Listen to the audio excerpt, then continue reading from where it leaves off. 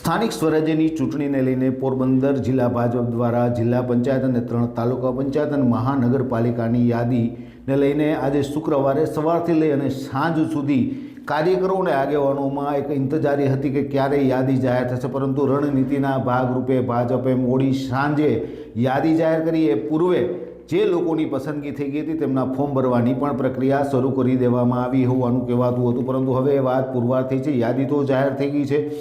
જિલ્લા પંચાયતમાં પણ ઘણા નવા બધા ચહેરા, 3 તાલુકા પંચાયતમાં પણ 3 નવા ચહેરાને સ્થાન ભાજપે આપ્યું છે।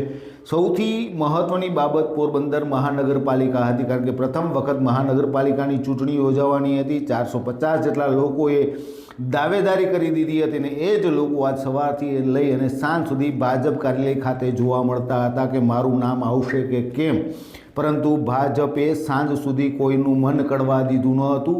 કોનું નામ છે, જે લોકોનું નામ હતું એ લોકોને કોલ કરી અને કાર્યાલય ખાતે બોલાવીને ફોર્મ ભરવાની પ્રક્રિયા શરૂ કરી હતી।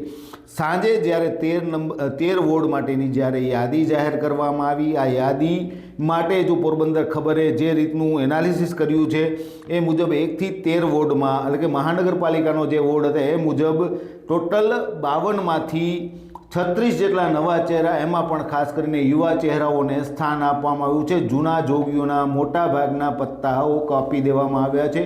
હવે નવી ટીમ, નવી કેડર ઊભી કરવાનો પ્રયાસ ભાજપ દ્વારા કરવામાં આવ્યો છે। તો બીજી તરફ સૌથી મહત્ત્વની બાબત વોર્ડ નંબર 9 એ ચર્ચામાં હતો, કારણ કે જિલ્લા ભાજપના પૂર્વ 3 પ્રમુખ, ચેમ્બરના પ્રમુખ, પોરબંદર નગરપાલિકાના પૂર્વ પ્રમુખો ઉપરાંત સમાજના આગેવાનો પણ આ વોર્ડમાં દાવેદારી કરી હતી। જ્યારે ભાજપનું લિસ્ટ આવ્યું અને જ્યારથી સવારથી નામ ચર્ચામાં હતા, એમાંથી પોરબંદર જિલ્લા ભાજપના પૂર્વ પ્રમુખ વિક્રમભાઈ ઓડેદરા અને શહેર ભાજપના પ્રમુખ સાગરભાઈ મોદી સહિતના 4 ચહેરાઓ છે નવા છે અને આ વોર્ડ એ ખૂબ મહત્ત્વનો માનવામાં આવે છે અને આ વોર્ડમાંથી જ મેયરનો કોઈ દાવેદાર બને તેવી પણ શક્યતા છે। અત્યારે જે રીતનો માહોલ છે, 36 જેટલા નવા ચહેરાઓને ભાજપે મેદાને ઉતારી દીધા છે।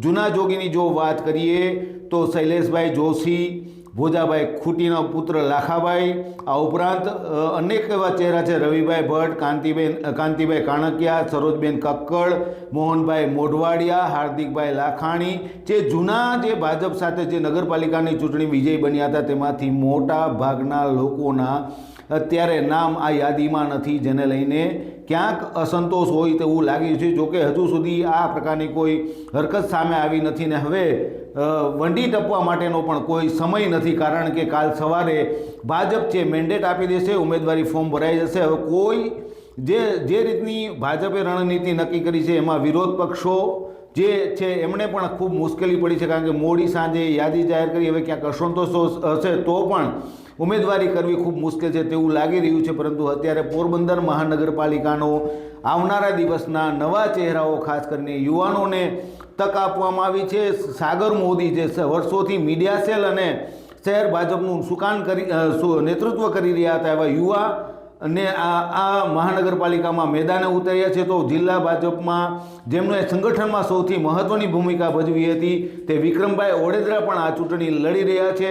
આ ઉપરાંત નવા જે બહેનો છે, નવા છે જે મહિલા ઉમેદવારો છે, તેમાં પણ સારા પરિવારના લોકોની પસંદગી કરવામાં આવી છે।